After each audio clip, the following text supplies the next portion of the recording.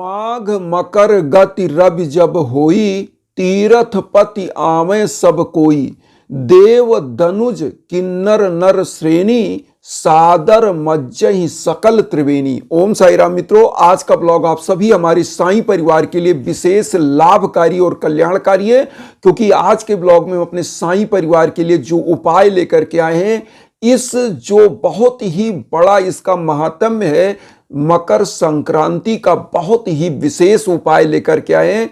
इस उपाय को करने से आपके 7 जन्मों के दुर्भाग्य समाप्त हो जाते हैं और आपका भाग्य सूर्य सा चमक जाता है और आपकी किस्मत आपका साथ देने लगती है, क्योंकि हमेशा यह योग नहीं मिलता है। अब की बार जो है, जो ये आपका मकर संक्रांति पड़ रहा है 15 जनवरी को 2:42 रात्रि से 14 जनवरी को सूर्य भगवान गोचर कर रहे हैं मकर राशि में। इसीलिए कहा जाता है कि माघ मकर गति रवि जब हुई, तीरथ पति आवे सब कोई। देव दनुज किन्नर नर श्रेणी, सादर मज्जहि सकल त्रिवेणी। मतलब जब सूर्य भगवान मकर राशि में प्रवेश करते हैं तो समस्त देवता गण, समस्त नर श्रेणी, सभी लोग जो है तीर्थपति प्रयाग में, मतलब गंगा का स्नान, मतलब जहाँ पर तीनों नदियों का संगम है, गंगा यमुना सरस्वती, वहाँ पर स्नान करने के लिए आते हैं। और यह महात्म्य और बढ़ जाता है क्योंकि यह सूर्य से संबंधित महात्म्य है। और इसका और सबसे बड़ा जो महात्म्य हो जा रहा है, अब की बार 77 सालों के बाद जो योग पढ़ रहे हैं वह बहुत ही विशेष योग पढ़ रहे हैं, क्योंकि रवि योग मिल जा रहा है और सोमवार को अब की बार जो है पड़ रहा है 15 जनवरी को मकर संक्रांति। तो भगवान शिव माँ पार्वती का, और आप सभी लोग जानते हैं भगवान शिव के जटा से ही माँ गंगा का उद्भव हुआ है। तो एक तो ये, और शतभिषा नक्षत्र आपको मिल रहा है, सबसे अच्छा तो ये। उसके बाद वरयान योग, जो मैंने बोला 77 सालों के बाद वरयान योग मिल रहा है। और इस योग में अगर कुछ उपाय ऐसे कर दिए जाएं तो सदा सदा के लिए आपके घर के दुर्भिक्ष समाप्त हो जाते हैं, कंगाली समाप्त हो जाती है और धन लक्ष्मी की कृपा बरस जाती है।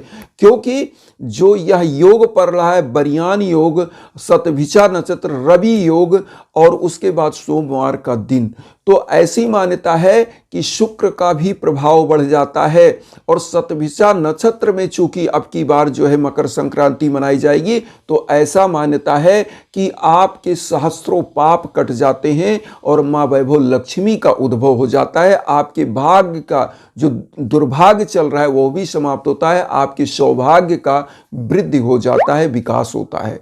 तो आइए जानते हैं, छोटा सा उपाय है। क्या करना है?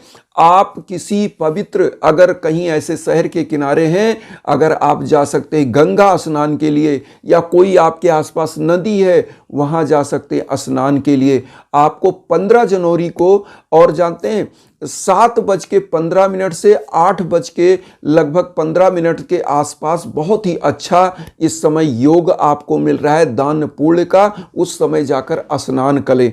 स्नान कैसे करना है? अपने संकल्पों को अपने मन में रखिए और 5 डुबकी, 7 डुबकी, 11 डुबकी, जितना आप लगा सकते हैं इतना लगाइए। उसके बाद निकलकर तत्काल गुप्त दान करना है। क्या क्या आपको लेके जाना है? सबसे पहले आपको करना क्या है, जब आप स्नान कर रहे हैं अपना संकल्प लेके स्नान करिए नदियों में।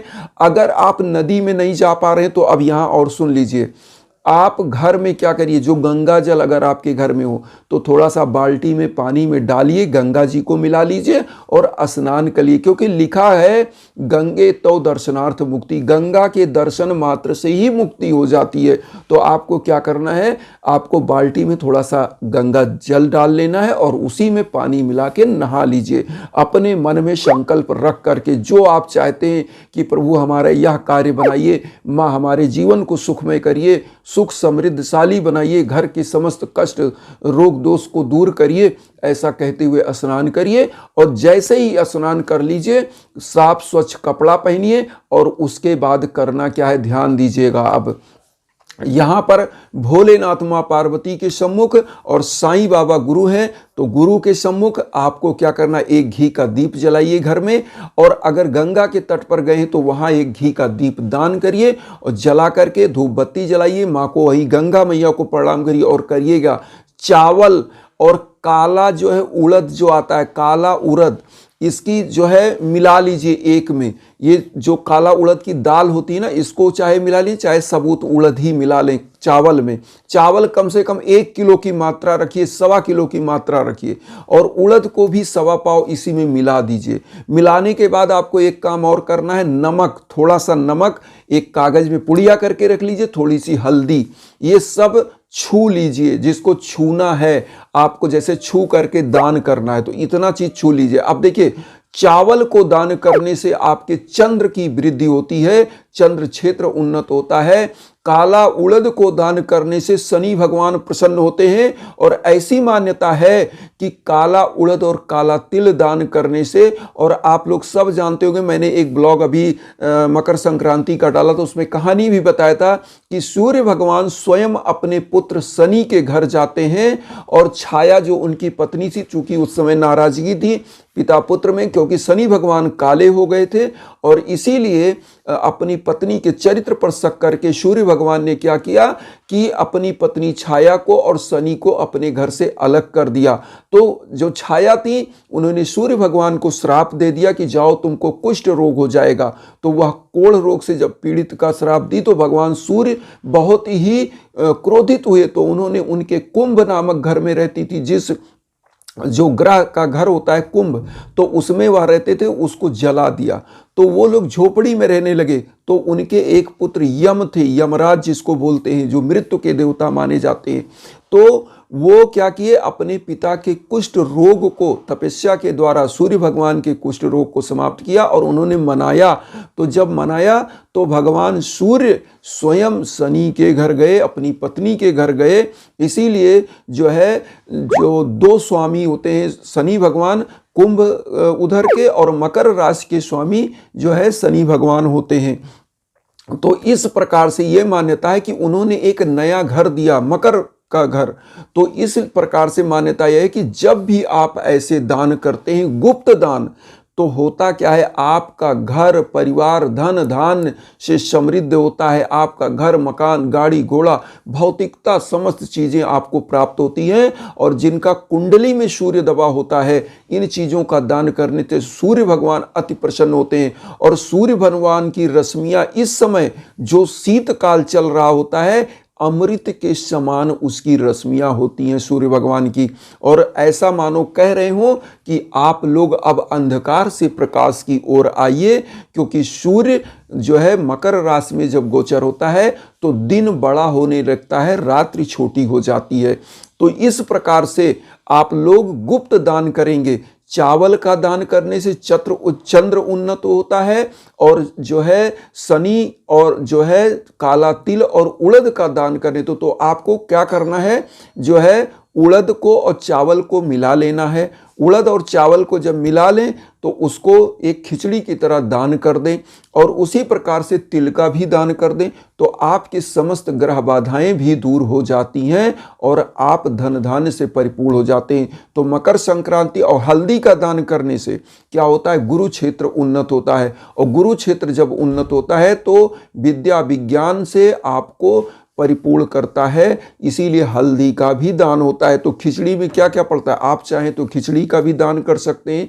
खिचड़ी का दान करने से क्या होता है कि आपके घर परिवार के समस्त प्रकार के पाप दूर होते हैं। और किसी को दान करने से क्या होता है, साईं बाबा खुद खिचड़ी ही बनाकर दान करते थे। तो साईं के निमित्त भी भोग लगाकर गरीबों दीन दुखियों को मकर संक्रांति पर खिचड़ी का दान करिए।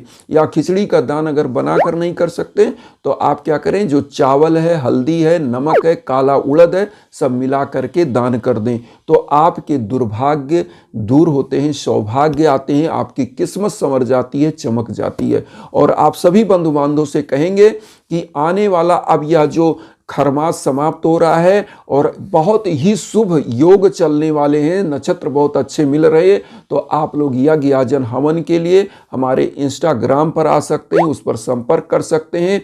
और आज भी एक बहुत ही अच्छा मुझे न्यूज़ मिला उड़ीसा से। हमारे एक ऐसे ही परिवार हैं जिनके परिवार के लिए मैंने हवन किया था और उनके बेटे का बहुत ही अच्छा जॉब लगा है। वह जॉब MBA किया हुआ था और बेटा सफल हुआ। तो इन्हीं भावनाओं से आप लोगों से मैं यही कहूँगा कि आप लोग भी अगर यज्ञ याजन के लिए करना चाहते हैं तो निश्चित हमारे इंस्टाग्राम पर आइए। इन्हीं भावनाओं के साथ वसुधैव कुटुंबकम की जो भावना लेकर चल रहे हैं उसमें आप सभी लोग अपना आशीर्वाद चैनल को सब्सक्राइब करके दीजिए और उन साईं भक्तों तक वीडियो को जरूर शेयर करिए जो किन्हीं कारणों से कष्ट में, दुख में। इसी भावना के साथ ओम साईं राम।